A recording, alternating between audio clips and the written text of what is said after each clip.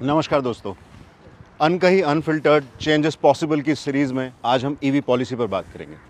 और इस पर बात करने के लिए हमारे साथ हैं दिल्ली डायलॉग कमीशन यानी दिल्ली सरकार के थिंक टैंक के वाइस चेयर जैस्मिन शाह। आज हम उनसे बात करने वाले हैं ईवी पॉलिसी के ऊपर, क्योंकि ईवी पॉलिसी डिज़ाइन करने के समय दिल्ली डायलॉग कमीशन का एक बहुत इंपॉर्टेंट रोल रहा है और इसके इम्प्लीमेंटेशन में भी डीडीसी ने एक वाइटल रोल निभाया है।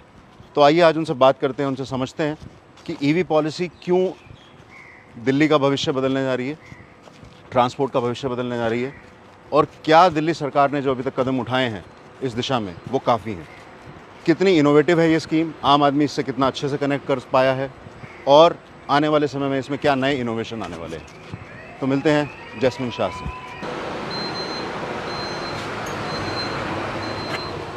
जैस्मिन, आपने बहुत वेट लूज़ किया है।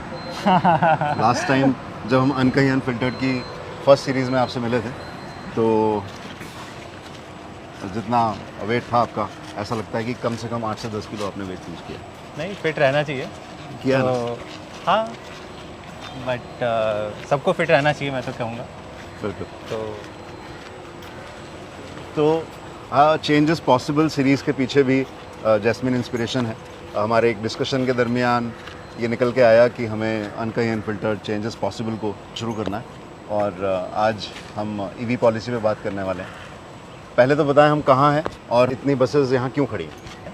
आज हम दिल्ली सरकार के राजघाट डिपो पर हैं। ये डीटीसी का बस डिपो है, वन ऑफ द ओल्डेस्ट बस डिपोज हैं, लेकिन यहाँ पे सम ऑफ द न्यूएस्ट बसेस आपको यहाँ पे दिखने को मिल रही है। आज ये पूरी तरह से 100% इलेक्ट्रिक बस का डिपो बन गया है। आपको जो दिख रही है ये नई इलेक्ट्रिक बसेस जो दिल्ली सरकार में लगातार हर महीने आती जा रही है। और दिल्ली सरकार का जो एक विज़न है कि हम दिल्ली को देश का बल्कि दुनिया का एक ईवी कैपिटल बनाएं, तो उस विज़न के तहत हमने ये कमिट किया है कि जितनी भी बसें अभी दिल्ली में आएगी वो केवल इलेक्ट्रिक 100% प्रदूषण रहित बसेस रहेंगी। और यही आपको आज ये नज़ारा आपको देखने को मिल रहा है। तो क्या दिल्ली पहला राज्य है जिसने ईवी पॉलिसी बनाई है? देखिए, हमने अगस्त 2020 करीब एग्जैक्टली 2 साल पहले ईवी पॉलिसी लाई थी। हम एक्चुअली दूसरे राष्ट्र थे, स्टेट थे इसमें। पहला कर्नाटक था। तो दिल्ली जब इलेक्ट्रिक व्हीकल पॉलिसी लाई तो हमारा पूरी तरह से डिमांड साइड फोकस था। हम पहले ये चाहते थे कि इलेक्ट्रिक व्हीकल पॉलिसी से केवल सरकार के खजाने ना भरे, हम चाहते थे कि सबसे पहले लोग इलेक्ट्रिक व्हीकल्स खरीदें और दिल्ली का प्रदूषण कम हो। तो इसी को नज़र रखते हुए हमने जो पॉलिसी लाई थी, मेरे ख्याल से एक यूनिक पॉलिसी थी। आज भी देश में इसकी चर्चा होती है और पिछले 2 साल में अगर मैं बात करूं तो कम से कम 12 से 14 ऐसे स्टेट्स हैं जिन्होंने दिल्ली की इलेक्ट्रिक व्हीकल पॉलिसी से कई सारे इंपॉर्टेंट एस्पेक्ट सीखे हैं, हमने भी शेयर किए हैं। तो एक बड़े गर्व की बात है कि एक नई सोच, एक नई दिशा दिल्ली ने देश को दी है कि इलेक्ट्रिक व्हीकल पॉलिसी से आप ये इंश्योर कर सकते हो कि हज़ारों लोग इलेक्ट्रिक व्हीकल्स खरीद सकें। ठीक है, तो यदि हमें ब्रीफली समझना हो एक आम नागरिक की तरह से भी और एक पॉलिसी एंथुजियास्ट की तरह भी, तो आप कैसे समझा पाएंगे कि क्या है ईवी पॉलिसी, कैसे बदलाव लाएगा, कितना ईंधन बचेगा, क्या ये अभी जो दूसरे अल्टरनेट जिनके ऊपर बात हो रही है जैसे एथेनॉल है या हाइड्रोजन है। गडकरी साहब की कुछ स्पीचेस में मैंने सुना कि उन्होंने हाइड्रोजन के बारे में जिक्र किया, एथेनॉल से गाड़ी चलाने की बात किया, फार्मर्स को उसमें एंगेज करने की बात किया। क्यों हम ईवी को चूज़ किए हैं और क्यों हमने दूसरे ऑप्शंस के ऊपर अभी एक्सप्लोरेशन शुरू नहीं किया? देखिए, सबसे पहले जो दिल्ली सरकार का गोल था, और मैं समझता हूँ कि आम लोगों का भी सबसे नंबर 1 टारगेट होना चाहिए कि हमें इलेक्ट्रिक व्हीकल क्यों खरीदना चाहिए, वो है हमें प्रदूषण की लड़ाई में हमें सबको साथ देना है। तो दिल्ली में हमारे माननीय मुख्यमंत्री जी का हमेशा सोचना रहा है कि दिल्ली को अगर दुनिया का अव्वल शहर बनाना है तो प्रदूषण की समस्या को हमें हल करना होगा। और अगर आप इस समस्या को फर्दर ब्रेकअप करें तो करीबन 1/3 इसका जो हिस्सा है वो व्हीकल से आता है, व्हीकुलर पोल्यूशन जो हम कहते हैं। तो इसमें तमाम प्रयोग हो रहे हैं। जैसे आपने कहा, इथेनॉल से थोड़ा कम प्रदूषण और कम होता है। हाइड्रोजन मैं कहूँगा बहुत ही अर्ली स्टेज पे है, अब तक जिसकी टेस्टिंग हुई है बहुत बड़े व्हीकल्स के ऊपर हुई है, उसकी इंजन वगैरह की रिक्वायरमेंट अलग होती है। इलेक्ट्रिक व्हीकल जब हमने ये पूरा स्टडी किया तो ये पता चला कि इलेक्ट्रिक व्हीकल्स एक मैच्योर टेक्नोलॉजी हो चुकी है, लेकिन किसी कारणवश अपने देश में चल नहीं पाई है। लेकिन दुनिया भर में आपको कई सारे ऐसे एग्जांपल्स मिलेंगे, जैसे चाइना 100 अगर दुनिया भर में आज की तारीख में अगर 100 इलेक्ट्रिक व्हीकल्स बिकते हैं तो आप अनुमान लगाइए कि कितने चाइना में बिकते हैं। कितना? 95। क्या बात है। और चाइना के कुछ शहर है जैसे शेंजन, जहाँ पर 16,000 बसेस, पूरी इलेक्ट्रिक बसेस की उनकी फ्लीट है, सारी टैक्सीज इलेक्ट्रिक टैक्सीज हैं। कई ऐसे सिटीज़ एंड स्टेट्स हैं जो आगे बढ़ चुके हैं। तो जब हमने सोचा कि नहीं, प्रदूषण के खिलाफ जो मुख्यमंत्री जी ने जंग छेड़ी है, उसमें दिल्ली देश का नंबर 1 इलेक्ट्रिक व्हीकल कैपिटल क्यों नहीं बन सकता। और इसके लिए हमने जब सोचना समझा कि चलिए इसमें एक पॉलिसी बनाते हैं, तो देश में कोई उदाहरण नहीं थे, तो हमें देश के बाहर इसमें स्टडी करनी पड़ी। और इसलिए डीडीसी का role, dialogue and development commission ने ये पूरी एक्सरसाइज को इनिशिएट किया। हमने दुनिया भर से सीखा, कई सारे एग्जांपल्स हर कंट्री से सीखे और एक हमारी पॉलिसी लाई। अगर लोग सिंपल भाषा में समझना चाहें कि इलेक्ट्रिक व्हीकल क्यों लेना चाहिए, तो आज की तारीख में मैं कहूँ कि अगर आपको 2 व्हीलर या कोई अगर बिज़नेस कर रहा है उसे 3 व्हीलर गुड्स व्हीकल अगर ख़रीदना है, तो एक्चुअली आपका इसमें सबसे बड़ा फ़ायदा हो रहा है। प्रदूषण तो बचता ही, आपका ये ज़ीरो पोल्यूशन केवल आज की तारीख में इलेक्ट्रिक व्हीकल्स दे पा रहा है। लेकिन इलेक्ट्रिक व्हीकल की एक खासियत है कि उस व्हीकल में मूविंग पार्ट्स बहुत कम होते हैं, तो इसलिए आपका maintenance cost close to zero हो जाता है। दूसरी चीज़ आप देखें, अगर पेट्रोल डीजल के प्राइसेस कहाँ तक पहुँच गए हैं, अच्छा ये कम नहीं होने वाले। कभी भी पेट्रोल डीजल के प्राइस चलो 4-5 रुपये इधर उधर होते हैं, लेकिन ओवर द टाइम बढ़ते ही जाएंगे। इलेक्ट्रिसिटी के प्राइस अगर आप देखें देश भर में और दुनिया भर में, सोलर एनर्जी, हाइड्रो एनर्जी, ये सारे प्राइसेस कम होते जा रहे हैं।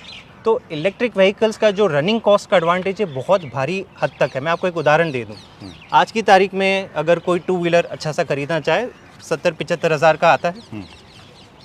सेम टू सेम क्वालिटी का आज को आपको इलेक्ट्रिक 2 व्हीलर आफ्टर सब्सिडी, क्योंकि दिल्ली सरकार कई तरीके की सब्सिडी देती है, रजिस्ट्रेशन कॉस्ट फ्री है, रोड टैक्स फ्री है, ऊपर से हम सब्सिडी अमाउंट सीधे आपके खाते में डाल देते हैं 1 हफ्ते के अंदर। ये साला मिलाकर भी आपको लाइक टू लाइक 2 व्हीलर 75 हज़ार में इलेक्ट्रिक भी मिल जाएगा। लेकिन रनिंग कॉस्ट का एडवांटेज देखिए, मान के चलिए कि आप अपने घर से 20 किलोमीटर आपके ऑफिस जाते हैं और वापस आते हैं, तो आपका डेली का रन 40 किलोमीटर हो गया। 30 दिन आपने चलाया तो 1200 किलोमीटर का आपका रन हो गया। आज ओवरऑल अगर आप कॉस्ट डायनामिक्स देखें तो आपको अपना 2 व्हीलर चलाने के लिए 2,500 रुपये का पेट्रोल खर्च होगा हर महीने, कम से कम। सेम अगर आप 1200 किलोमीटर इलेक्ट्रिक 2 व्हीलर चलाते हैं तो आपका खर्चा होता है 1,000 रुपये। मतलब हर महीने आपकी 1,500 रुपये की बचत हो रही है और पोल्यूशन तो ज़ीरो हो ही रहा है। तो मैं कई बार अपने दोस्तों को मजाक में कहता हूँ कि आप मूर्ख हो गए अगर आज की तारीख में अगर आप पेट्रोल 2 व्हीलर खरीद रहे हो, क्योंकि ना लोगों के मन में रहता है कि ये नई टेक्नोलॉजी है, क्या नहीं है। लेकिन आज की तारीख में इलेक्ट्रिक व्हीकल्स बहुत आगे बढ़ गए हैं, मतलब दुनिया भर में बहुत ज़्यादा इसका अडॉप्शन हो रहा है। दिल्ली में खास करके हमने जो पॉलिसी लाई थी 2 साल पहले, उस टाइम से आज तक करीबन 60,000 इलेक्ट्रिक व्हीकल्स दिल्ली वाले खरीद चुके हैं। क्या बात है। भारी भरकम हमें इसका रिस्पांस मिला है और इसमें सबसे लीडिंग कैटेगरी 2 व्हीलर्स की है। पहले ही हुआ करता था कि दिल्ली में इलेक्ट्रिक रिक्शास बहुत बेचे जाते थे और केवल इलेक्ट्रिक रिक्शा ही था जो इलेक्ट्रिक व्हीकल्स के नाम पे थे। आज आप देख रहे हैं हर जगह, आप देखो इलेक्ट्रिक बसेस दिख रहे हैं, इलेक्ट्रिक 2 व्हीलर्स। आप कहीं पे भी ट्रैफिक सिग्नल में रुकिए तो आपको दिखेंगे कि इलेक्ट्रिक 2 व्हीलर्स है, कई सारी इलेक्ट्रिक कार्स दिख जाएगी। तो ये काफ़ी मेच्योर टेक्नोलॉजी है।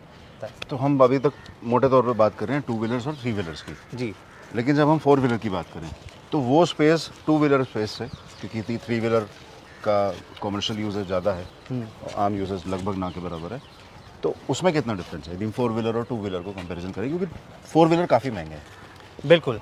देखिए, इसमें हमें समझना होगा कि इलेक्ट्रिक व्हीकल का जो आधा कॉस्ट होता है वो कॉस्ट ऑफ बैटरी होता है। अच्छा, है ना। और जितनी गाड़ी आपकी बड़ी होती जाती है तो बैटरी की साइज़ बड़ी होती जाती है।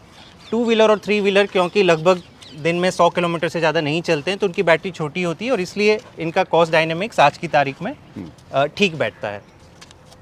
लेकिन अगर आप 4 व्हीलर की तरफ देखें या फिर बसेस की तरफ देखें तो इनमें बड़ी बैटरियां जाती है और इसलिए इसका कैपिटल कॉस्ट लगभग 50% ज़्यादा होता है। तो अगर आपकी 10 लाख की अगर एक कार आती होगी तो ये 15 लाख की होती है।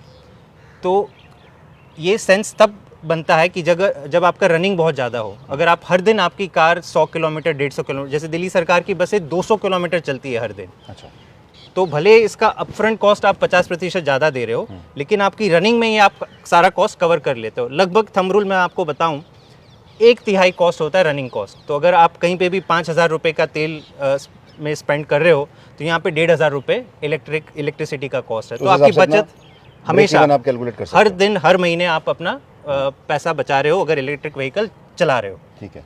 सेफ्टी के बारे में बात करें तो पीछे कई बार सुनने में आया कि टू व्हीलर ने आग पकड़ ली, ऐसा क्या है? लोगों के मन में खौफ रहा, खासतौर से टू व्हीलर को लेके। किसी पर्टिकुलर कंपनी के बारे में नहीं बात कर रहे हैं, क्या टू व्हीलर एक रिस्क भी है, और है तो वो क्या रीज़न होता है कि जिसकी वजह से आग पकड़ता है? बिकॉज आप इंजीनियरिंग बैकग्राउंड से आते हो। नहीं थोड़ा मैं बिल्कुल समझना चाहता हूँ। नहीं बिल्कुल, देखिए अब हुआ क्या है कि ये नई टेक्नोलॉजी है। हाँ। तो ऑब्वियसली नए नए मैन्युफैक्चरर्स आ रहे हैं इस बिज़नेस में, और मैं जो समझ रहा हूँ कि आज की तारीख में जो हमारी ओवरऑल सेफ्टी रेगुलेशंस है वो भी इतनी मैच्योर नहीं है, अभी भी इवॉल्व हो रही है। टेस्टिंग स्टैंडर्ड्स, जब नया मैन्युफैक्चर नया मॉडल आता है मार्केट में तो इसकी टेस्टिंग होती है, फिर सर्टिफिकेशन मिलता है। तो ये जो कुछ एग्जांपल्स अभी आए हैं मेरे ख्याल से अच्छा हुआ कि जल्दी आ गए, क्योंकि इसको पूरे इकोसिस्टम ने इसको मतलब संज्ञान लिया है। और मैं मानता हूँ कि कोई भी आज की तारीख में अगर ख़रीदना चाहे इलेक्ट्रिक टू व्हीलर या थ्री व्हीलर, कुछ फोर व्हीलर भी, तो इसमें कोई डरने वाली बात नहीं है। आप ज़रूर रिसर्च कीजिए कि इस व्हीकल में, इस मॉडल में क्या कोई इशू आया है पिछले 1 साल में।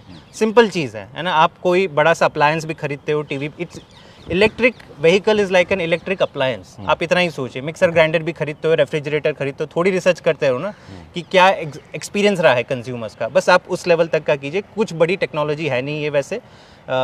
दुनिया भर में millions of electric vehicles are being sold every year. तो बस आई थिंक उस बहुत ज़्यादा मेरे ख्याल से उसमें डरने की बात नहीं है। ठीक है। तो जब हम ब्रेक इवन कैलकुलेट करते हैं तो मेरे माइंड में ये भी ख्याल आ रहा था कि क्योंकि दिल्ली एनसीआर में हम खड़े हैं, दिल्ली एनसीआर की हम बात करें तो यहाँ पे खासा फ़र्क पड़ता है, क्योंकि गाड़ियों की जो एज है, डीजल गाड़ियों की 10 साल और पेट्रोल सीएनजी गाड़ियों की 15 साल। इलेक्ट्रिक गाड़ियों के साथ ऐसा कोई एज का बात नहीं, बिल्कुल नहीं। इनफैक्ट देखिए, एज की बात इसलिए होती है क्योंकि ओवर टाइम इंजन का परफॉर्मेंस ख़राब हो जाता है, Right. और इसलिए इंजन से धुआं ज़्यादा निकलता है। That is the entire concept. यहाँ पे तो इंजन ही नहीं है। जैसे आपकी स्मार्टफोन की बैटरी है, बैटरी से आपका फ़ोन चलता है, यहाँ पे इलेक्ट्रिक व्हीकल की बैटरी है, बैटरी से पहिए चलते हैं। तो क्या इसके ऊपर कोई बात हुई है, या कभी कोई रिसर्च हुई है, या कहीं कोई कंपनी ये कहती है कि हमारी गाड़ियाँ जो हैं, मान लीजिए आप अपर सेगमेंट में जाएं या एक एवरेज सेगमेंट में जाएं, टाटा ने काफ़ी गाड़ियाँ निकाली हैं, एमजी ने गाड़ियाँ निकाली हैं, तो क्या हम ये कह सकते हैं कि जैसे नॉर्मल गाड़ियों की एज 15 साल है, इस गाड़ी की एज हम 20 साल या 25 साल मान सकते हैं? एक्चुअली आज की तारीख में कोई मैन्युफैक्चरर आपको ये नहीं कहेगा कि अपर लिमिट क्या है। Okay. क्योंकि पूरी आपकी मेंटेनेंस के ऊपर आप देखेंगे, अभी भी विंटेज कार्स हैं 40-40 साल से चल रही है, उनको तो कोई इशू नहीं है। Right. तो यहाँ पे भी actually electric vehicle has no age. Age होती है बैटरी की, क्योंकि ये नॉर्मली लिथियम आयन बैटरीज होती हैं, और जैसे फ़ोन होता है, आप देखिए 2 साल 3 साल बाद उसकी चार्जिंग कैपेसिटी कम हो जाती है। तो टिपिकली आज की तारीख में जो अच्छे व्हीकल्स मिलते हैं उसकी 8 साल की गारंटी होती है बैटरी की। तो 8 साल बाद अगर आपको उसी परफॉर्मेंस से गाड़ी चलानी है तो आपको बैटरी बदलनी होगी। वो मिल जाएगी बाजार में? हाँ बिल्कुल। मैन्युफैक्चरर को कमिट करना पड़ता है कि वो बैटरी रिप्लेस करेगा, तभी उसे सेल करने की अनुमति दी जाती है। और जितनी भी कंपनियां इस क्षेत्र में हैं, क्या स्पेयर पार्ट्स की कोई समस्या? अभी तक ऐसा सुनने में नहीं आया है। मैं फिर भी कहूँगा किसी से भी कि आप ज़रूर रिसर्च कीजिए, और जो मैन्युफैक्चरर्स जो रेप्यूटेड हैं, जो जिनका तजुर्बा रहा है इंडियन मार्केट में 10 साल 20 साल 40 साल से काम कर रहे हैं, उनके साथ जाइए। ऑब्वियसली उन्होंने रिसर्च करा है, उन्होंने सोच समझ के, और कई बार इन्होंने इंटरनेशनल कोलैबोरेशंस करके ये व्हीकल्स लाए हैं देश में, तो इसका स्वागत करना चाहिए। मेरे जैसे कुछ लोग हैं जो अभी पेट्रोल गाड़ी छोड़कर इलेक्ट्रिक पर शिफ्ट होना चाहते हैं, उनके लिए क्या आप ये बता पाएंगे कि जैसे अभी कुछ ही मॉडल हैं बाज़ार में, क्योंकि हम सरकार में बैठे हैं तो हमारे को शायद आम जनता से ज़्यादा जानकारी भी हो सकती है, क्योंकि आप कंपनी से बात करते रहे होंगे, नए मॉडल्स डेवलप हो रहे होंगे, उसका संज्ञान होगा, कुछ रिसर्चर से आपकी बात होती रही होगी, तो क्या हम ये कह सकते हैं कि कुछ नए मॉडल आने वाले हैं? दिल्ली में अगर आप टू व्हीलर्स देख लें, लगभग आपको 40 मॉडल मिलेंगे। अच्छा, ठीक है। अगर आप थ्री व्हीलर्स देख लें तो आपको 10-15 मॉडल मिलेंगे 3-4 मैन्युफैक्चरर्स के। हर 3 महीने 4 महीने आप देखेंगे ढेरों सारे नए मॉडल निकल रहे हैं। 4 व्हीलर्स में भी बहुत सारे मॉडल निकल रहे हैं। अभी मैंने 1-2 दिन पहले ही सुना कि महिंद्रा 5 और गाड़ियाँ ला रही है 4 व्हीलर्स में। अच्छा। तो हर साल आप मान के चलिए कि ये मार्केट एक्सपैंड होने वाला है। इनफैक्ट जब आप मैं एक अच्छा किस्सा बता दूँ आपको कि इससे पहले हम जानते थे कि दिल्ली में केवल CNG बसेस रन किया करते थे। CNG बस के मैन्युफैक्चरर्स देश भर में केवल 2 हैं, अच्छा। तो दिल्ली सरकार को भी जब खरीदना पड़ता था तो बहुत ही एक छोटा सा मार्केट था, है ना, तो जो वो प्राइसेस सेट करते थे उस पर हमें लेना पड़ता था। इलेक्ट्रिक बस में 6 मैन्युफैक्चरर्स हैं आज की तारीख में, और ये 6 एक साल में 10 हो जाएंगे, फिर 15 हो जाएंगे। तो ये एक मशरूमिंग मार्केट है। देखिए दुनिया भर में आज ये जानकारी है कि electric vehicles are the future. तो जो लोग यहाँ पे पहले पहुँच गए अच्छी बात है, वरना कल तो आपको इलेक्ट्रिक व्हीकल्स लेने ही हैं। तो पॉलिसी पे उतरे उससे पहले एक आखिरी सवाल जो जनता के लिए बड़ा इंपॉर्टेंट है, वो ये कि आपने व्हीकल तो ले लिया, चार्जिंग कितनी अवेलेबल करा पाएंगे? और यदि दिल्ली में आप करा भी देंगे, जैसे हम कहते रहे हैं कि हम 500 स्टेशन शायद तैयार करने वाले हैं या करने की बीच में है, बाकी शहरों का क्या, खासतौर से एनसीआर का क्या स्टेटस है? और यदि गाड़ी, जैसे मैं जानता हूँ कि कुछ मॉडल ऐसे भी हैं जो 400 किलोमीटर के आसपास भी जाने की बात करते हैं, जी तो बिल्कुल। यदि आप एक इंटरस्टेट ट्रैवल कर रहे हैं तो आपको नेक्स्ट चार्जर कहाँ मिलेगा, इसका कोई एश्योरेंस है? और वहाँ पे गाड़ी खड़ी करने के बाद आपको कितनी देर वेटिंग करनी पड़ेगी? और क्या वेट के अंदर आपकी फैमिली यदि गाड़ी के अंदर है तो वो बैठी रह सकती है या वो उतरेगी? कई बार बच्चे हो सकते हैं, हो सकता है कि कोई इन्फेंट उसमें है, तो इन सब चीज़ों का भी ख्याल मन में आता है, तो उसके बारे में कुछ आपके पास समाधान है? मैं पहले आपको बधाई दूंगा, आपने अच्छी रिसर्च कर रखी है। ये सारे सवाल बहुत ही प्राइम सवाल सब लोगों के मन में होते हैं कि मेरी चार्जिंग कहाँ होगी। हाँ। इनफैक्ट जब हमने रिसर्च करी अपनी पॉलिसी के बारे में तो हमने लोगों से सर्वे किया कि इलेक्ट्रिक व्हीकल्स आप क्यों नहीं खरीदते हैं। नंबर 1 पहला पॉइंट ये भी नहीं था कि नहीं चलो थोड़े महंगे होते हैं, तब थोड़े महंगे थे। अभी अपनी पॉलिसी के बाद जैसे मैंने कहा कि लगभग 2 व्हीलर्स के सेम दाम है। नंबर 1 पॉइंट वॉज चार्जिंग कैसे होगी। तो ये बड़ा सवाल है कि चार्जिंग कैसे होगी। पहले मैं आपको बता दूं कि जो ग्लोबल एक्सपीरियंस रहा है और इंडिया में भी हमारा एक्सपीरियंस रहा है कि 90% चार्जिंग आपकी या तो घर पे होती है या तो आपकी ऑफिस पे होती है। चार्जिंग कब होती है? जब गाड़ी स्टेशनरी होती है ना। It is not like a petrol station कि आप गए 2 मिनट में चार्जिंग कर दी और आपने आगे खिसका दी। तो 90% चार्जिंग हैपन्स एट होम और एट ऑफिस प्लेस। तो जो पब्लिक चार्जिंग पॉइंट्स का सवाल है वो केवल 5 से 10% जब आपको लगता है कि नहीं आपको कहीं जाना है और आपकी बैटरी कम हो गई तो आपको रोक के आपकी चार्जिंग करनी पड़ी। फिर भी दिल्ली सरकार ने सोचा कि हम दिल्ली को देश का चार्जिंग इंफ्रास्ट्रक्चर के रूप में एक बेंचमार्क बनाएंगे। और मुझे आज बताते हुए बड़ी खुशी हो रही है कि पिछले 2 सालों में जब से हमारी पॉलिसी आई थी करीबन 100 चार्जिंग पॉइंट कुछ लगे हुए थे। आज 2300 चार्जिंग पॉइंट्स दिल्ली में अवेलेबल हैं। अच्छा। एक्टिवली अवेलेबल हैं 2300 चार्जिंग 2300 ये किसी को सिर्फ दिल्ली में? केवल और केवल और ये दिल्ली कितने में। स्पैन में बना है? पिछले 2 सालों में लगा है। अरे वाह। पिछले 2 सालों में 2300 लग गए हैं, जिसमें से कई सारे स्लो चार्जिंग पॉइंट्स। देखिए इसमें मल्टीपल टाइप्स होते हैं। स्लो चार्जिंग पॉइंट्स ये होते हैं जो नॉर्मल 16 एम्पियर सॉकेट से लगते हैं, इससे धीरे टाइम लगता है, बट ये 2 व्हीलर 3 व्हीलर 4 व्हीलर सब पे लागू होता है। फिर फास्ट चार्जर्स होते हैं। कुछ बड़ी गाड़ियाँ होती हैं जो 50 किलोवाट, जैसे ये बसेस 50 किलोवाट के चार्जर लेते हैं, तो ये हैवी ड्यूटी चार्जर्स कहा जाते हैं, महंगे भी होते हैं और इससे जल्दी चार्जिंग होती है। लेकिन इसमें छोटे व्हीकल जैसे 2 व्हीलर 3 व्हीलर नहीं होते, ये केवल 4 व्हीलर्स के लिए होती है।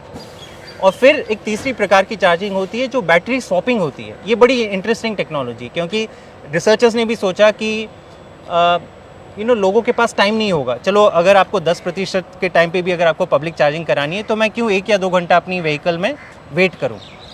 तो जो छोटे वाहन है, खास और 2 व्हीलर और 3 व्हीलर के लिए ये एक नई टेक्नोलॉजी आई कि आपकी बैटरी जो है डिस्चार्ज बैटरी, आप बैटरी को पेट्रोल की तरह समझिए कि आपकी अगर बैटरी डिस्चार्ज होगी मतलब आपकी टांकी खाली है।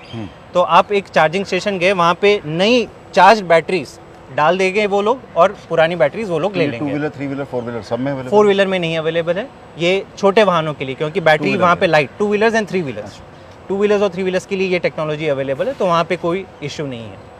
एंड क्या कोई आम आदमी जाके अपना मतलब वो नहीं, वहाँ पे खुद ही बदल सकता है? नहीं, कर सकते हैं। मेरे ख्याल से आगे जाके ये सेल्फ सर्व मॉडल भी आ जाएगा। It is like an ATM kiosk, बहुत ही आसान होता है, लेकिन अभी ज़्यादातर उनके यहाँ सर्विस स्टेशन के स्टाफ होते हैं, वो आपको करके देते हैं। इलेक्ट्रिक रिक्शाज हैं, इलेक्ट्रिक ऑटोज़ हैं, 2 व्हीलर्स हैं, ये सारे व्हीकल्स हैं। सो अगर आप आज की तारीख में दिल्ली में हैं तो आपको कभी भी ये सोचने की मतलब चिंता करने की ज़रूरत नहीं है। आपको पब्लिक चार्जिंग पॉइंट्स हर जगह पे मिल जाएंगे। फास्ट चार्जर्स थोड़े कम हैं, स्लो चार्जर्स हर जगह पे आपको मिल जाएंगे। बल्कि दिल्ली सरकार कुछ ही दिनों में एक ऐप लॉन्च करने वाली है, वन दिल्ली ऐप, जहाँ पे आप ये सारे 2300 चार्जर्स देख पाएंगे मैप के ऊपर, और आपके पास सबसे क्लोजेस्ट कौन सा चार्जर है और वहाँ पे वो चार्जर अवेलेबल है या कोई ऑलरेडी गाड़ी लगी हुई है, सारी चीज़ें आप देख पाएंगे। तो हमने ये पूरा टेक्नोलॉजी एनेबल कर रखा है। आपका सवाल सही है कि एनसीआर में जब आप जाएं और ख़ास करके लॉन्ग डिस्टेंसेस जाएं तो अभी भी वो इंफ्रास्ट्रक्चर धीरे धीरे बन रहा है। मैं दुख की बात है थोड़ी कि जिस सीरियसनेस से दिल्ली ने अपनी इलेक्ट्रिक व्हीकल पॉलिसी को लागू किया है, सराउंडिंग स्टेट्स ने इतनी अग्रेसिवली नहीं किया है। तो अगर आज हम कह पा रहे हैं कि दिल्ली केवल में 2300 चार्जर हैं, तो हो सकता है कि नोएडा या गुड़गांव वगैरह में 200-400 के करीब चार्जर्स हों। मेरे ख्याल से ये बढ़ेंगे आने वाले दिनों में। और जो बड़ी गाड़ियाँ हैं जिसमें 300-400 किलोमीटर की रेंज है, वहाँ तो आपको ज़्यादा चिंता करने की ज़रूरत नहीं है। आप कहीं पे भी जाइए, रात को रुकिए, वहाँ पे चार्जिंग पे लगा दीजिए। तो दुनिया भर में ऐसे ही चार्जर्स मतलब इलेक्ट्रिक व्हीकल्स चलते हैं। ठीक है, तो क्या यदि दिल्ली से पंजाब जाना है या दिल्ली से शिमला जाना है और चंडीगढ़ होते हुए हम निकल रहे हैं, बीच में पानीपत अम्बाला वगैरह आएगा, तो तकरीबन 150 किलोमीटर की जो गाड़ी की स्ट्रेंथ रहती है, उसके बाद हम ये मान सकते हैं कि पंजाब में एंट्री के साथ ही आपको मेरे ख्याल से चार्जिंग पॉइंट्स मिलते जाएंगे? मेरे ख्याल से ये रिसर्च आप कर लें तो बेटर है कि अगर आपको इस रूट पे जाना है तो इस रूट पे और है पब्लिक डोमेन में ये इन्फॉर्मेशन अवेलेबल है।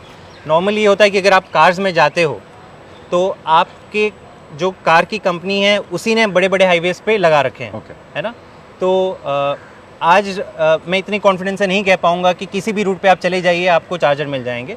नॉर्मली कुछ दोस्तों ने मेरे ऐसी बड़ी 400-500 किलोमीटर की ट्रिप प्लान करी है, लेकिन पहले से प्लान करके गए हैं कि देखो 200 किलोमीटर की दूर एक यहाँ पे मुझे फास्ट चार्जर मिलेगा, वहाँ पे मैं कॉफ़ी पीऊँगा, 1 घंटे के अंदर शानदार चार्ज हो जाएगी। तो मेरा क्वेश्चन ये था कि पंजाब सरकार इसके ऊपर क्या एग्रेसिवली काम करने के लिए तैयार है? पंजाब सरकार इस पे जो मैंने सुना है बहुत अग्रेसिवली इसे टेकअप कर रही है।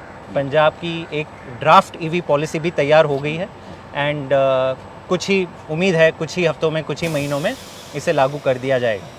तो मुझे ऐसा लगता है कि क्योंकि डीडीसी बहुत सारे विषयों पर बहुत एग्रेसिवली काम कर रहा है, मुझे ऐसा लगता है कि ये भी चेंजेस पॉसिबल को हम कंटिन्यू करते जाएं तो हर महीने मुझे आपका एक इंटरव्यू जरूर लेना पड़ेगा। आपका हमेशा स्वागत है। ईवी पॉलिसी एक ऐसी नहीं है जिस पर डीडीसी काम कर रहा है। हाँ। तमाम ऐसी सोलार पॉलिसी और बहुत सारी ऐसी चीज़ें हैं जिस पे आप बहुत एग्रेसिवली काम कर रहे हैं। बधाई के पात्र हैं आप वाइस चेयरपर्सन होते हुए और चेयरपर्सन मुख्यमंत्री जी होते हुए कि आप सिर्फ दिल्ली को नहीं देश को एक ऐसी दिशा दे रहे हैं। मैं चाहूँगा कि एक बार आप मुझे इसकी सैर करा दें ज़रूर, चलिए।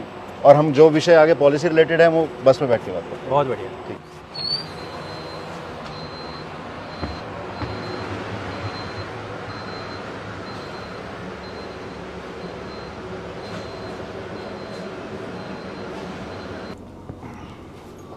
बहुत खूब। तो ये हमारी नई बसें हैं। बिल्कुल। तो ऐसी कितने बसेस दिल्ली में चल रही हैं अभी? अभी करंटली 152 बसेस ऑलरेडी हैं दिल्ली में ऐसी जो चल रही हैं, और 150 और बसेस सितंबर एंड तक आ जाएंगी। तो करीबन 300 बसेस हमारी ऑलरेडी प्लान्ड है सितंबर तक। और दिसंबर से हमारा जो नेक्स्ट ऑर्डर है 1500 बसेस का, उसको करीबन 6 से 8 महीने लगेंगे, लेकिन वो दिसंबर 2022 से आना शुरू हो गई। तो करीबन 1800 बसेस का ऐसा टारगेट ऑलरेडी प्लान्ड है और ऑर्डर्स दिए जा चुके हैं। एक क्रिटिसिज्म मैंने पढ़ा था ईवी के बारे में पढ़ते हुए कि ये कहा जाता है कि आपने जो इलेक्ट्रिसिटी बनाई वो तो कोल से बनाई, तो इससे पोल्यूशन कहाँ कम हुआ, या पोल्यूशन जो कम हुआ वो नाम मात्र का कम हुआ। हालांकि इसके अगेंस्ट में जो इंफ्रास्ट्रक्चर है और जो ताकत सरकार लगा रही है वो गैर ज़रूरी है। इस पर क्या कहने हैं आप? ये नहीं, काफ़ी इंपॉर्टेंट सवाल है और ये कई बार लोगों के मन में आता है कि इसमें वाकई क्या प्रदूषण कम होता है। तो देखिए, 2 चीज़ें हैं इसमें। एक तो समझने लायक, पहली तो जो पोल्यूशन शहरों में हो रहा है, लगभग जो भी इलेक्ट्रिसिटी बनती हैं वो शहरों में नहीं बनती, पावर प्लांट्स दूर होते हैं। और अगर आप लास्ट माइल जो ट्रांसपोर्ट होता है शहरों के अंदर, वहाँ अगर आप 0% पोल्यूशन कर पाओ तो ज़्यादा से ज़्यादा आबादी शहरों में रह रही है, तो हेल्थ पॉइंट ऑफ व्यू से वहाँ पे एटलीस्ट प्रदूषण कम होगा, हेल्थ बेनिफिट आपको तुरंत मिलता है। दूसरा पॉइंट इसमें ये जानने लायक है कि आज की तारीख में भी अगर आप इंडिया का पावर सेक्टर देखें तो करीबन 30% अपना क्लीन पावर है, जिसमें हाइड्रो है, सोलार है, विंड है, ये सारी। 70% अभी भी कोल या पोल्यूटिंग पावर जो हम बोलते हैं वो है। लेकिन इस दिशा में भी सारी सरकारें काम कर रही है। एट इंडिया लेवल हमारे बड़े टारगेट से दिल्ली ने सोलार को बहुत बड़े रूप में अपनाने की पूरी प्लान बना रखा है। तो क्या कुछ नंबर्स डीडीसी ने तैयार किए हैं, इकट्ठे किए हैं, जिससे हम ये कह सकें कि मान लीजिए दिल्ली जैसा आप चाहते हैं एक ईवी सिटी बन जाता है, तो कितना पॉल्यूशन हम कम कर पाएंगे? और फिलहाल कितना पोल्यूशन कम हुआ है? देखिए, हमारी टोटल इलेक्ट्रिक व्हीकल पॉलिसी को 2 साल हो गए हैं और आज हम ये क्लेम भी करते हैं कि दिल्ली देश का ईवी कैपिटल बन चुका है। हम किस आधार पे क्लेम करते हैं? पहला तो जब हम ईवी पॉलिसी लाए थे तब हमने कहा था कि हमारा टारगेट है, हम पहले ऐसे राज्य थे जिसने टारगेट डाला कि नहीं, टोटल जो नए वाहन बिक रहे हैं, न्यू व्हीकल सेल्स का 25% इलेक्ट्रिक व्हीकल्स होंगे। ये हमारी पॉलिसी का टारगेट है। नॉर्मली आप ये टारगेट रखते हो तो सोचते हो, थोड़े हिचकिचाते हो कि हम फेल तो ना हो जाए, लेकिन हमारे मुख्यमंत्री जी ने कहा था कि नहीं, हमें एक फर्म टारगेट देना है, हमें एक दिशा देनी है देश को। आज हमारे 2 साल हो गए, ये टारगेट 2024 का है, तो 4 साल का टारगेट हमने रखा था, 2 साल खत्म हो चुके हैं। मुझे आज बताते हुए बड़ी खुशी हो रही कि हम 12.5% शहर तक पहुंच गए हैं। 12.5% of all new vehicle sales in Delhi are electric vehicles, और जो देश भर में डबल से ज़्यादा है। देश भर की अगर इंडिया की बात करें तो only 3% vehicles are electric vehicles. जो बड़े मेट्रो सिटीज़ की अगर आप बात करो, बैंगलोर है, चेन्नई है, बॉम्बे है, तो वहाँ पे 5 से 6% से ज़्यादा नहीं हो पाया। दिल्ली में 12-12.5% है। तो 12.5% आज की जो हम करंट सेल की बात कर रहे हैं, करंट सेल की बात और जब 6% से कंपैरिजन कर रहे हैं वो भी करंट सेल है। करंट सेल है। हर महीने जितने अगर 100 वाहन बिक रहे हैं तो इसमें से दिल्ली में 12 बिक रहे हैं, और लेकिन बाकी सारे शहरों में 5 या 6 से ज़्यादा नहीं बिक रहे हैं। बाकी सिटीज से डबल परफॉर्म कर रहे हैं। डबल परफॉर्म कर और रहे हैं। हम जो परसेंटेज ले रहे हैं वो सिटीज की, मेट्रो सिटीज की बात कर रहे हैं, पूरे स्टेट्स की बात नहीं कर रहे हैं। नहीं, मैं सिटीज़ की बात कर रहा हूँ। ऑल इंडिया की अगर बात करें या स्टेट्स की बात करें तो एवरेज 3% होता है। ठीक है। दूसरा जो क्या मापदंड है कि हमने कहा था कि नहीं, चार्जिंग इंफ्रास्ट्रक्चर हम मजबूत करेंगे। तब हमने एक गोल रखा था कि हम चाहते हैं कि हर 3 किलोमीटर की दूरी में एक चार्जिंग पॉइंट आपको मिले। आज मुझे ये भी बड़ा बताते हुए बड़ी खुशी हो रही है कि 2 साल के अंदर, भले हमारा टारगेट था 3 साल का, 2 साल के अंदर हम ये टारगेट ऑलरेडी मीट कर चुके हैं। 2300 चार्जिंग पॉइंट्स आज दिल्ली में लाइव हैं, एक्टिव हैं, और 1000 चार्जिंग पॉइंट्स अगले 3 से 4 महीने में लग रहे हैं। अब हमने और बड़ा टारगेट रखा है कि क्योंकि वाहन की बिक्री बढ़ रही है तो केवल 3 किलोमीटर दूर चार्जिंग पॉइंट का होना काफ़ी नहीं है। आपके पास सफिशिएंट नंबर्स में चार्जर होने चाहिए सो दैट आप जब जाओ तो आपको वेट ना करना पड़े। तो हमने एक टारगेट बनाया है, और अभी अगस्त के महीने में हमने ये लॉन्च किया है चार्जिंग इंफ्रास्ट्रक्चर एक्शन प्लान, जहाँ कहा है कि हर 15 वाहनों पे हम एक पब्लिक चार्जिंग पॉइंट लाएंगे जो दुनिया भर की बेंचमार्क के अनुसार है। तो ये तमाम कामों में एक हिसाब से दिल्ली देश के लिए उदाहरण बनती जा रही है। पोल्यूशन पे आते हैं। आपने कहा कि इससे पोल्यूशन का कैसे कितना कम हुआ। देखिए, जब हम ईवी पॉलिसी लाए थे, मैंने आपको कहा था कि हमारा जो पूरा फोकस था वो पोल्यूशन को रोकना था। हमारा ये नहीं फोकस था कि नहीं दुनिया भर की कंपनियां आए यहाँ पे मैन्युफैक्चर करें, भले गाड़ियाँ कहीं पे भी बिक रही हो लेकिन आप मैन्युफैक्चर करो। नहीं, हमने कहा था कि हमें यहाँ की सेल्स, इलेक्ट्रिक व्हीकल सेल्स बढ़ानी है सो दैट पोल्यूशन कम हो। तब हमने देखा कि व्हीकल्स का जो पोल्यूशन प्रोफाइल है वो किन सेगमेंट से ज़्यादा पोल्यूशन आता है। तो लगता है कि नहीं, बड़े वाहनों से ज़्यादा आता होगा, कार से ज़्यादा आता होगा, लेकिन अगर दिल्ली में 1 करोड़ वाहन है तो उसमें 70% केवल 2 व्हीलर्स और 3 व्हीलर्स का है। 75%, 75% व्हीकल्स, 2/3 से भी ज़्यादा, 75, 3/4%। तो 75% मतलब 75 लाख, 1 करोड़ के 75 लाख केवल 2 और 3 व्हीलर्स है दिल्ली में। तो इनकी मात्रा इतनी ज़्यादा है कि इनका बहुत ही ज़्यादा पोल्यूशन में कंट्रीब्यूशन होता है। और इसलिए हमने जो हमारी पूरी इलेक्ट्रिक व्हीकल पॉलिसी का ओरिएंटेशन रखा वो बड़े व्हीकल्स या बहुत महंगे व्हीकल्स पे सब्सिडी देने का नहीं रखा था। हमने कहा कि नहीं, जो छोटे वाहन हैं, जो आम आदमी की ज़िंदगी से जुड़े हुए हैं, वहाँ पोल्यूशन भी ज़्यादा होता है, और दूसरा अगर हम उनको बेनिफिट करा पाएँ, मैंने आपको कहा कि इसका रनिंग कॉस्ट 1/3 होता है, तो उनकी जेब पे भी उनका खर्च कम होगा। तो यही दृष्टि से हमने अपनी पॉलिसी बनाई थी, और आज की तारीख में हमें दिख रहा है कि मैक्सिमम इम्पैक्ट जो दिल्ली की इलेक्ट्रिक व्हीकल पॉलिसी ला रही है वो 2 और 3 व्हीलर में ला रही है। तो आप मान के चलिए कि अगर जितना पोल्यूशन व्हीकल से हो रहा है और इसका 3/4 75% अगर 2 और 3 व्हीलर्स का है, हमारी उम्मीद है कि 5 नहीं तो 10 साल के अंदर हम ये सेक्टर को पूरी तरह से मतलब इलेक्ट्रिक व्हीकल्स में कन्वर्ट कर पाएंगे। सो 2030 तक हो सकता है कि 2 व्हीलर्स और 3 व्हीलर्स सारे जो भी आपको दिल्ली में दिखे वो केवल इलेक्ट्रिक दिखे, और ये हमारा बड़ा विजन है। बहुत बड़ी बात है, बहुत एस्पिरेशनल गोल रखा है आपने अपने लिए, सबके लिए। क्या ये एनवायरमेंटली सेफ है लिथियम बैटरी? देखिए, मैं कहूँगा कि पहले लेड एसिड बैटरी हुआ करती थी इलेक्ट्रिक व्हीकल्स में, वो भारी हद तक अनसेफ थी। उसके डिस्पोजल के तरीके नहीं थे, उसका जो एसिड होता था वो कैसे होता था आप सब जानते हैं। Lithium ion batteries are called advance batteries, और ये काफ़ी हद तक they are safer I would say. फिर भी उसको आपको एनवायरमेंटली डिस्पोज करने के तौर तरीके होते हैं, और टेक्नोलॉजीज़ आज एग्जिस्ट करती है दुनिया भर में कि जहाँ पे आप इसको सेफली, आपको केवल डिस्पोज नहीं, आप उसको रीयूज़ कर सकते हैं। उसके जो क्रिटिकल एलिमेंट्स हैं उसको आप निकाल सकते हो और उसको वापस नई बैटरीज में लगा सकते हो धीरे धीरे, क्योंकि अभी electric vehicle industry take off करना शुरू करी, और ख़ास करके दिल्ली जैसे शहरों में। तो अब हम ये देख रहे हैं कि नहीं, ये रिसाइकलिंग इंडस्ट्री भी धीरे धीरे बनती जा रही है। As a government we are pushing it. हमारी पॉलिसी में हमने खास करके ईवी बैटरी रिसाइकलिंग पे भारी फोकस भी दिया है। इसमें हम स्किलिंग भी करवाएंगे लोगों की, और जो कंपनीज़ हैं उनको भी हम बेनिफिट देंगे कि आप आए और दिल्ली में खास करके जितनी भी लिथियम आयन बैटरीज या एडवांस बैटरीज बन रही है उसकी आप सेफ, एनवायरमेंटली साउंड रिसाइकलिंग और डिस्पोजल कर सकें। बिल्कुल ठीक है। जैस्मिन, हमने जब अनकही अनफिल्टर्ड की फर्स्ट सीरीज़ में आपका इंटरव्यू किया था, आपने बताया था कि आप बहुत सारी कैंपेन्स का हिस्सा रहे हैं। आप IIT से पढ़ने के बाद आपका हमेशा से गोल रहा कि आप पॉलिसी ट्रांसफॉर्मेशन पे ऊपर काम करना चाहते थे। आज जब आप सरकार के अंदर हैं और एक कैबिनेट मिनिस्टर की रैंक के ऊपर काम कर रहे हैं, DDC ने बहुत सारे गोल्स अचीव किए हैं, और जिस तरह से अभी हम बात करते हुए समझ रहे हैं कि DDC काफ़ी इंस्पायरिंग तरीके से काम कर रहा है। क्या बदलाव लगता है उस समय में, अब में, और कैसे देखते हैं आप इस ट्रांजिशन को? देखिए, ये बड़ा एक it's been a very good journey, memorable journey मैं फ्रैंकली कहूँ, क्योंकि हमेशा बाहर से लगता है कि सरकार के अंदर नहीं, पता नहीं कैसे होता होगा।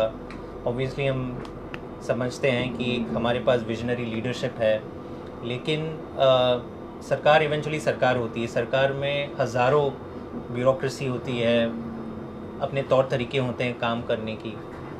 तो जब मैं केवल इलेक्ट्रिक व्हीकल पॉलिसी का उदाहरण ना हो कि हमें लगभग 6 महीने लगे थे। हमने पॉलिसी भी जब बनाई थी तो हमें पता था कि हमें एक बहुत लंबा गोल सेट करना है कि अगर दिल्ली, और अगर हम देश को दिखा पाएँ, जैसे शिक्षा और स्वास्थ्य में आज हमारा क्या मैसेज है देश और दुनिया को कि चेंज इज़ पॉसिबल। लोगों ने उम्मीद छोड़ दी थी कि नहीं, सरकारें कुछ अच्छा कर सकती है, सरकारें कुछ वर्ल्ड क्लास कर सकती है।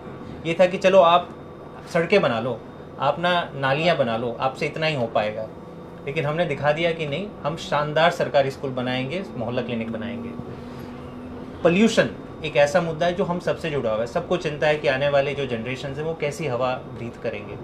तो जब हमें ये मौका मिला कि चलिए एक इलेक्ट्रिक व्हीकल पॉलिसी लानी है, तो हमने उस स्टेज का सोचा कि हमारा कंपैरिजन यहाँ पे कहीं ना हो, लेकिन जब कुछ साल बाद जब दिल्ली की डिस्कशन होगा तो ये दुनिया भर के टॉप एग्जाम्पल्स में गिना जाए। तो उसी दृष्टि से हमने काम शुरू किया। शुरुआत में बड़ी दिक्कतें आई, मैं आपको कहूँ तो सरकार के अंदर ये भी टाइम लगा समझने में कि नहीं, किलोवाट आवर का मतलब क्या होता है जब आप बैटरी की कहीं इसमें टेक्नोलॉजी, टेक्निकल कॉन्सेप्ट्स होते हैं जो नई चीज़ें हैं। तो हमने पेशेंटली सबके साथ टाइम स्पेंड किया। DDC को खुद ये नॉलेज आते कि दुनिया भर में क्या हो रहा है, हमने कई महीने इस पर रिसर्च किया।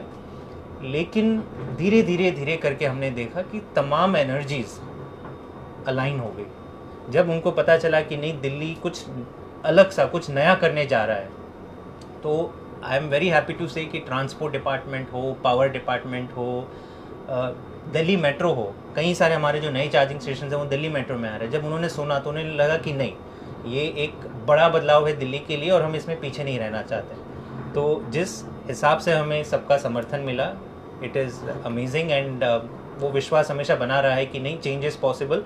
आसान नहीं होता है, पेशेंस रखनी पड़ती है, बट जब आप कुछ अच्छा करने चाहते हो तो कोई ना कोई आगे आके आपको सपोर्ट ज़रूर करता है। बहुत शानदार। तो आज के इस एपिसोड को यहीं ख़त्म करते हुए, पर मैं आपसे वादा लेना चाहूँगा कि कुछ ही एपिसोड्स के बाद, शायद 3 से 4 एपिसोड के बाद मैं वापस आपके पास आऊँगा, और आप तब तक सोचिए कि कौन सी अगली स्कीम के ऊपर आप बात करने जाते हैं। मेरे लिए पॉलिसी पे बोलना मेरे दिन का काम है, तो मैं जब तक आपके दर्शक बोर ना हो तो आपको तय करना है, क्योंकि आप मुझे बात कराते रहिए पॉलिसीज़ की। सोलर पॉलिसी पे बात कर सकते हैं, कई सारी चीज़ें जो DDC कर रही है, दिल्ली सरकार कर रही है, हम बात कर सकते हैं। और मैं बड़ी खुशी से, मेरा it be my pleasure to talk to you.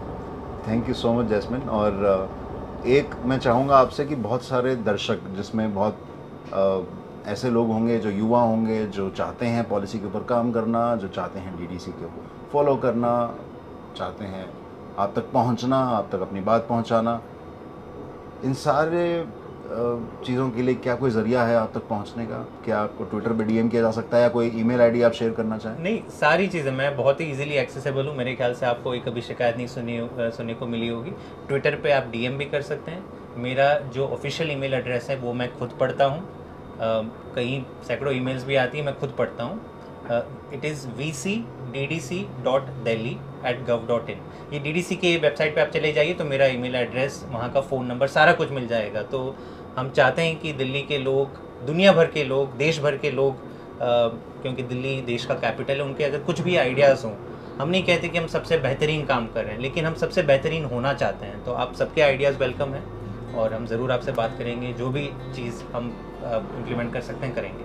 हमेशा की तरह आपसे मिलके मेरे लिए बहुत लर्निंग एक्सपीरियंस रहता है। एक बड़े भाई की तरह हमेशा आप मेंटर भी करते हैं और आपकी हर सब्जेक्ट को डील करने के लिए जो डेप्थ है और जो एक अंडरस्टैंडिंग है वो मुझे बहुत इंस्पायर करती है। Thanks again Jasmine, Not at बी all. Part of this My pleasure. Episode. My pleasure. Thank you.